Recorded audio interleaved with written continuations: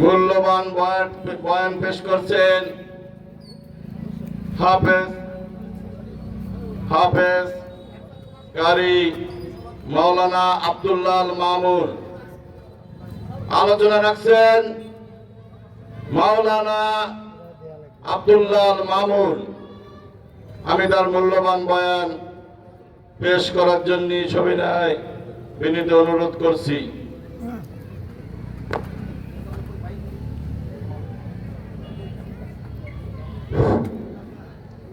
আসসালামু আলাইকুম ওয়া রাহমাতুল্লাহি ওয়া বারাকাতুহু। ইন্নাল হামদালিল্লাহ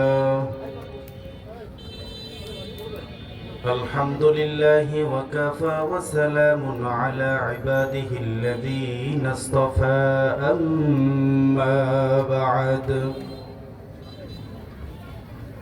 فقد قال الله تبارك وتعالى في كلامه المجيد وفي فرقانه الحميد. أعوذ بالله من الشيطان الرجيم.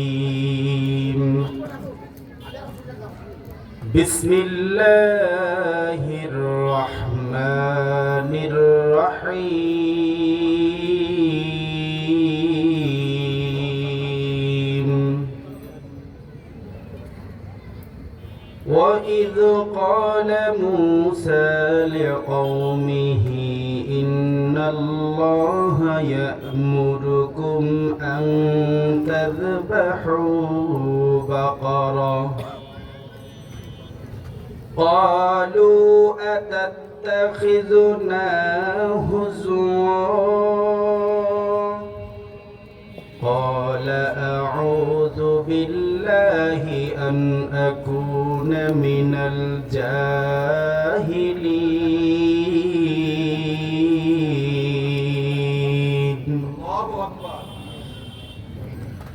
وقال النبي صلى الله عليه وسلم خيركم من تعلم القرآن وعلمه أو كما قال النبي عليه الصلاة والسلام. إن الله وملائكته يصلون على النبي يا أيها الذين آمنوا صلوا عليه وسلموا تسليما. اللهم صل على محمد وعلى آل محمد كما صليت على إبراهيم وعلى آل إبراهيم إنك حميد مجيد. اللهم بارك على محمد وعلى آل محمد كما باركت على إبراهيم وعلى آل إبراهيم إنك حميد مجيد. হাজার ব্যথা বেদনার পরে ফিরে আসনি তুমি আপন ঘরে। দিনের আলো তুমি ছড়িয়ে দিতে চলে গেলে মদিনায় মক্কা ছেড়ে হে রাসূল। তোমাকে ভুলি আমি কেমন করে, সবাই হে রাসূল তোমাকে ভুলি আমি কেমন করে। খে না খে দিন প্রচারের কাজে নিজেকে দিয়েছ বিলিয়ে। তায়েফের কাফেরেরা চিনল না সে আলো, দুষ্ট ছেলেদের পিছু দিল লেলিয়ে। কাফেরেরা ঘাত ক্ষত বিক্ষত করে সারা শরীর থেকে রক্ত ঝরে। হে রাসূল তোমাকে ভুলি আমি কেমন করে।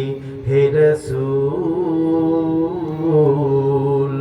তোমাকে ভুলি আমি কেমন করে। আলহামদুলিল্লাহ, বাংলাদেশের ঐতিহ্যবাহী জেলা বাগেরহাট মোল্লাহাট থানার ঐতিহাসিক ময়দান ভান্ডারখোলা ময়দান আজ 24তম মাহফিলের আজকে দ্বিতীয় দিন। মাগরিবের নামাজের পর থেকে যে অধিবেশন আমাদের কার্যক্রম শুরু হওয়ার কথা ছিল, আজকের মাহফিলের সম্মানিত সভাপতি, প্রধান অতিথি, বিশেষ অতিথিবৃন্দ, মুআজ্জাজ মুকাররম, জাতির মাথার মুকুট, ওয়ারাসাতুল আম্বিয়া, হযরতে উলামায়ে কেরাম, দূর দূরান্ত থেকে আগত আল্লাহ তাআলার মনোনীত বান্দা বান্দি, আল্লাহ তাআলার দরবারে নতশিরে শুকরিয়া জ্ঞাপন করি যে মহান রব্বুল আলামিন অত্যন্ত দয়া ও মায়া করে ভালোবেসে আল্লাহ তাআলার কোরআন, রাসূলের হাদিস এবং শ্রেষ্ঠ যুগের শ্রেষ্ঠ সন্তানদের মুখ থেকে কোরআনের কিছু কথা আল্লাহ তাআলা আমাদেরকে শোনার মতন সুযোগ দান করেছে। এজন্য সেই মহান মালিকের আলিশান দরবারে সকল গুজার হয়ে সকলেই পড়ি আলহামদুলিল্লাহ। লক্ষ কোটি দুরূদ ও সালাম বিশ্ব মানবতার মুক্তির দিশারি, যার আনিত বিধানে আমরা পেয়েছি ইহকালে শান্তি, পাবো পরকালে মুক্তি। দোজাহানের বাদশা আকা ইনামদার তাজদালি মদিনা, আমার নবী, আমাদের সকলেরই নবী, বিশ্ব নবী মুহাম্মদুর রাসূলুল্লাহ সাল্লাল্লাহু আলাইহি ওয়াসাল্লাম। সময় সংক্ষিপ্ততার কারণে আমি আপনাদের সামনে পবিত্র কোরআনুল কারীম থেকে সূরাতুল বাকারার একটি আয়াতে কারিমা তেলাওয়াত করেছি। আল্লাহ তাআলার কাছে তৌফিক কামনা করতেছি এই আয়াতের উপরে কিছু কথা আমাকে বলার মতন সুযোগ দান করুক, আপনাদেরকেও ধৈর্যের সাথে আমলের নিয়তে শ্রবণ করার তৌফিক দান করুক। সকলে বলি আমিন। রাসূলের শালা, যদিও শালাটা আমাদের ভাষায় গালি, আবার যশোরের ভাষায় বলা হয় সুমন্দি, তার নাম ছিল আমিনা মাবিয়া। তো এই আমিনা মাবিয়া যখন খলিফার দায়িত্ব পালন করতেছে, সিরিয়ার জমিনের একজন খ্রিস্টান বাদশাহ তার কাছে একটা চিঠি লিখছে, পত্র লিখছে, লিখে 3টা প্রশ্ন লিখছে আর বলছে এই 3টা প্রশ্নের জবাব যদি তুমি খলিফা দিতে পারো আমিনা মাবিয়া, তাহলে আমি খ্রিস্টান বাদশাহ তোমার সাথে ওয়াদা করলাম আমি জন্মের তরে কালেমা পড়ে মুসলমান হয়ে যাব। যখন এই কথাটা বলা হয়েছে, তার সাথে আরো একটু কথা জোড়ানো আছে, সেটা হচ্ছে এই যে 3টা প্রশ্ন, এই 3টা প্রশ্নের জবাব কোরআন থেকে দিতে হবে, অন্য কোনো কিতাব দিয়ে যদি দেওয়া হয় তাহলে নিব না। কোরআন থেকে 3টা প্রশ্নের সমস্যার সমাধান দিতে হবে। এর 1 নম্বর প্রশ্ন হলো, এই পৃথিবীর জমিনে এমন কোন প্রাণী ছিল যেই প্রাণীটা মৃত্যুবরণ করার কারণে আর একটা মৃত প্রাণী জীবিত হয়ে দাঁড়িয়েছিল। সুবহানাল্লাহ বলি। প্রথম প্রশ্ন, এই প্রশ্ন নিয়েই হচ্ছে আজকে আমাদের আলোচনা। বাকি 2টা রেখে দিয়েছি, যেহেতু সময় সংক্ষিপ্ত, অত প্রশ্নের উত্তর পারা যাবে না, বলা যাবে না। যদিও কোরআন থেকে আলোচনা, হযরতুল আল্লামরা আছেন, তারা মূল্যবান আলোচনা পেশ করবেন এবং আমরা সেখান থেকে কিছু কিছু নিয়ে অবশ্যই আমল করব। সবাই বলি আমিন।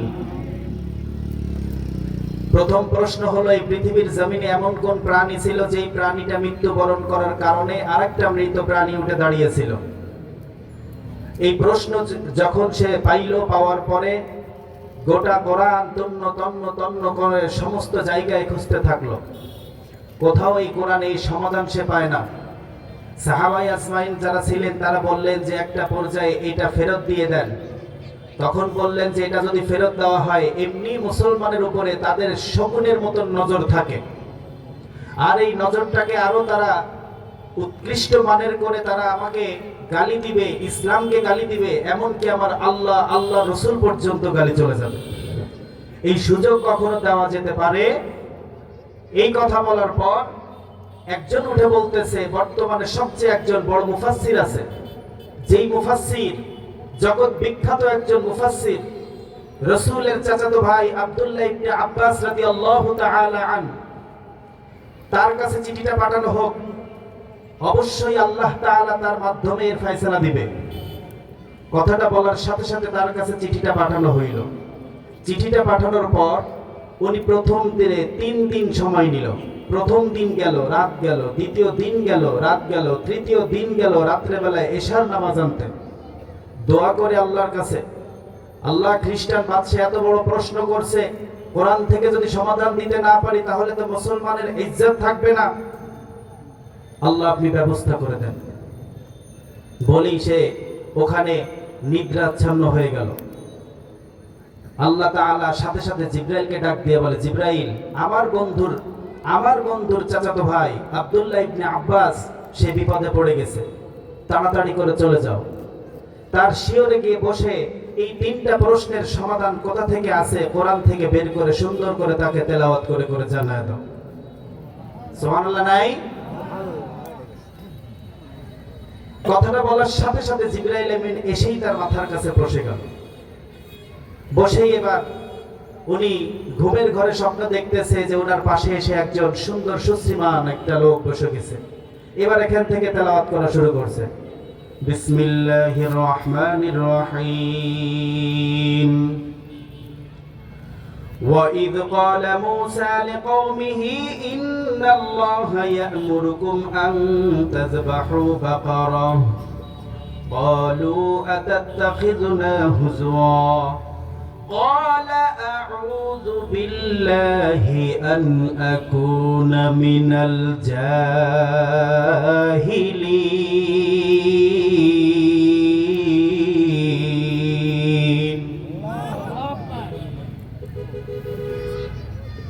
এই ঘটনাটা মুসা পয়গম্বরের সাথে সম্পর্ক, আমার নবীর সাথে সম্পর্ক নাই। মুসা পয়গম্বরের সাথে কেমনে সম্পর্ক? আল্লাহ তাআলা পবিত্র কোরআনুল কারীম পৃথিবীর জমিনে যেদিন পাঠাইছেন, এরপরে আল্লাহ তাআলার যে পয়গম্বরগুলা, প্রত্যেকটা পয়গম্বরের কম বেশি নাম আল্লাহর কোরআনে দিয়েছেন। মুসা আলাইহিস সালাতু ওয়াস সালামের নাম সবচেয়ে আল্লাহর কোরআনে বেশি, 135 বার মুসা পয়গম্বরের নাম আসছে। নূহ আলাইহিস সালাতু ওয়াস সালামের নাম 43 জায়গায় আসছে। ঈসা আলাইহিস সালাতু ওয়াস সালামের নাম 33 জায়গায়। ইয়াকুব আলাইহিস সালাতু ওয়াস সালামের নাম 27 জায়গায়। ইয়াকুব আলাইহিস সালাতু ওয়াস সালামের ছেলে ইউসুফ আলাইহিস সালাতু ওয়াস সালামের নাম 26 জায়গায়। আদম আলাইহিস সালাতু ওয়াস সালামের নাম 25 জায়গায়। সুলাইমান আলাইহিস সালাতু ওয়াস সালামের নাম 17 জায়গায়। দাউদ আলাইহিস সালাতু ওয়াস সালামের নাম 16 জায়গায়। সালেহ আলাইহিস সালাতু ওয়াস সালামের নাম 8 জায়গায়। জাকারিয়া আলাইহিস সালাতু ওয়াস সালামের নাম 7 জায়গায়। আমার নবী, দয়ার নবী, মায়ার নবী, বিশ্ব নবী, উম্মতের কান্ডারি মুহাম্মদুর রাসূলুল্লাহ সাল্লাল্লাহু আলাইহি ওয়াসাল্লামের গোটা কোরআনে 4 বার আল্লাহ নাম দিয়েছে। আর একটা বার যেই নবীর নাম দিল তার নাম হলো উযাইর আলাইহিস সালাতু ওয়াস সালাম। জোরে বলি আল্লাহু আকবার। তাহলে যেই কোরআন আল্লাহ নবীর উপরে নাজিল করেছে, এই নবীর নাম কোরআনে বেশি আসার দরকার ছিল। মুসা পয়গম্বরের নাম কেন বেশি আসলো 135 জায়গায়? আমার আল্লাহ বলেন, যখন আমি মুহাম্মদুর রাসূলুল্লাহ সাল্লাল্লাহু আলাইহি ওয়াসাল্লামকে দুনিয়াতে পাঠাই নাই, তখন আমি আসমানি একটা কিতাব মুসা আলাইহিস সালাতু ওয়াস সালামের উপরে নাজিল করেছিলাম, যার নাম ছিল তাওরাত। এই তাওরাতের মধ্যে আমার নবীর নাম 70 জায়গায় ছিল। জোরে বলি সুবহানাল্লাহ। তো মুসা আলাইহিস সালাতু ওয়াস সালামের সাথে এই সম্পর্কটা, এই ঘটনা। ওই মুসা আলাইহিস সালাতু ওয়াস সালামের জামানায় যে গোত্র ছিল, সেই গোত্রের নাম ছিল বনি ইসরাইল। এই বানি ইসরাইলের মানুষের সংখ্যা ছিল 6,30,000। এর মধ্যে একজন ধনাঢ্য ব্যক্তি ছিল যার নাম আদিল। এই আদিলের কোনো সন্তান ছিল না। এই আদিল তার ভাইপোকে লালন পালন করে আস্তে আস্তে করে বড় করছে। আদিল হাজার হাজার বিঘা সম্পত্তির মালিক। এই হাজার হাজার সম্পত্তি মালিকের যার কোনো সন্তান নাই, আল্লাহ পাক পরে একটা কন্যা সন্তান দান করেছে। এই আদিলের ভাইপোটা সে চিন্তা করলো যখন বড় হয়েছে যে আমার চাচার তো অঢেল সম্পদ, অতএব এই সম্পদগুলো তো আমার নেওয়ার দরকার, কিন্তু আমাকে তো সহজে দিবে না। চাচার কাছে প্রস্তাব নিয়ে গেল, চাচা আপনার মেয়েকে আমার সাথে বিবাহ দেন। চাচা বলে, ওই সুরবাদ, তোমার যতটুকু প্রাপ্য আমি তোমাকে দিয়ে দিব। এই কথাগুলো বলার পরে ওই ভাইপোর মাথায় তখন ঢুকলো, চাচাকে যদি জমিনে রাখা হয় এই সম্পদের ভাগী কখনো আমি হতে পারবো। এই চিন্তা করে চাচাকে একদিন বেড়ানোর কথা বলে ঘুরতে নিয়ে গেল। ঘুরতে নিয়ে যাওয়ার পর সেখানেই চাচাকে কতল করলো। কতল করে ওখানে ক্ষান্ত দেয় নাই। কত বড় বাটপার! ওই ব্যক্তিকে ওই চাচাকে মেরে বানি ইসরাইলের এক লোকের বাড়ির সামনে ফেলে রেখে আসছে। এইখানে যখন ফেললো, পরের দিন সকালে এসে চিল্লাপাল্লা করতেছে আর বলতেছে যে আমার চাচাকে এই ব্যক্তি হত্যা করেছে, বানি ইসরাইলের লোক হত্যা করেছে, আমি এই হত্যার বিচার চাই। তখন এই কথা যখন বলল, তখন মুসা পয়গম্বরের কানে এই কথা গেল। মুসা পয়গম্বর হাজির। কি হয়েছে এখানে? বলে, এখানে তেমন কোনো সমস্যা না, আমার চাচা অনেক সম্পদের মালিক ছিল, এই চাচাকে হত্যা করেছে, অতএব আমি এর সুষ্ঠু বিচার চাই। যদি সুষ্ঠু বিচার না পাই আমি ডাকাত হয়ে যাব, আমি খুনি হয়ে যাব, সন্ত্রাসী হয়ে যাব, প্রতিদিন এক একজন বানি ইসরাইলের লোক ধরবো আর মারবো। নাউজুবিল্লাহ বলে। এই কথাটা যখন বলছে, বলার সাথে সাথে তখন বলতেছে, দাঁড়াও, এর সমাধান আসবে কার পক্ষ থেকে? জোরে বলেন, আল্লাহর পক্ষ থেকে ফয়সালা আসবে। আল্লাহর পক্ষ থেকে ফয়সালা নেওয়ার জন্য মুসা পয়গম্বর সবাইকে দাঁড় করা দিল, চুপ করা দিল। চুপ করানোর পর হযরতে মুসা পয়গম্বর আল্লাহর সাথে যখন কথানুকত করলো, আল্লাহর সাথে কথানুকত করার পর আল্লাহ তাআলা বলতেছে, মুসা বানি ইসরাইলের লোকজনকে বলো তারা যেন কোনো টেনশন না করে, চিন্তা না করে। যেই ব্যক্তি আজকে হত্যার শিকার হয়েছে, আমি আল্লাহ তাআলা আসমান থেকে ফয়সালা পাঠাবো এবং তাদেরকে বলো একটা গরু জবাই করতে। ওই গরুটা জবাই করে ওখান থেকে এক টুকরা গোশত ওই আদিলের গায়ে লাগা দেওয়ার সাথে সাথে আমি আদিলকে আবার পুনরায় জীবিত করে দিব। ঘটনাটা অনেক লম্বা, সময় সংক্ষেপ। যেহেতু আমাদের মুরব্বীরা এসে বসে আছে, মুরব্বীরা যেখানে বসে থাকে ছোটদের সেখানে কথা মানায় না।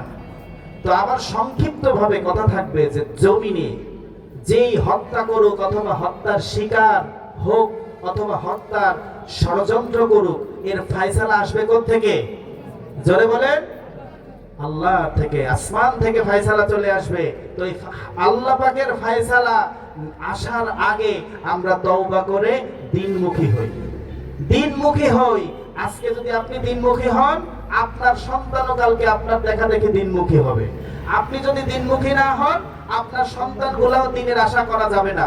যেহেতু কবরে যাওয়া লাগবে, ওই কবরে আপনাকে আমাকে একা রেখে আসবে।